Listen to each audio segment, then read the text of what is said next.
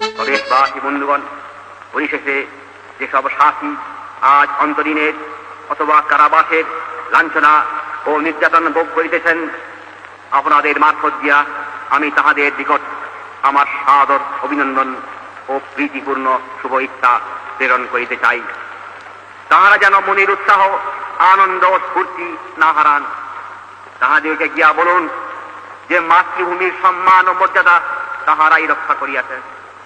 তাহাদের লাঞ্ছনা ও নির্যাতন পৃথিবীকে জানাইয়া দিয়াছে যে পরাধীন ভারতবাসী আজ ইংরাজের সহিত সংগ্রামে নিরত। আমরা যাহারা আজ ভারতের বাহিরে কাজ করিতেছি, আমরা তাহাদের গর্বে গর্বিত। প্রতিদিন তাহাদের কথা আমরা চিন্তা করি এবং তাহাদের উদ্দেশ্যে প্রীতি ও শ্রদ্ধার অঞ্জলি নিবেদন করি।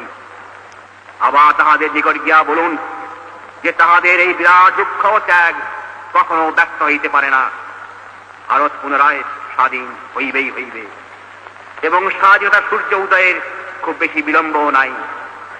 স্বাধীন ভারতে সকল কারাগারের লৌহ কবাট উন্মুক্ত হইবে এবং ভারত মাতার শ্রেষ্ঠ সন্তানেরা তখন কারা প্রকোষ্ঠের অন্ধকার হইতে মুক্তি ও আনন্দের নির্মল আলোকে বাইর হইয়া জয়মাল্যে ভূষিত হইবেন।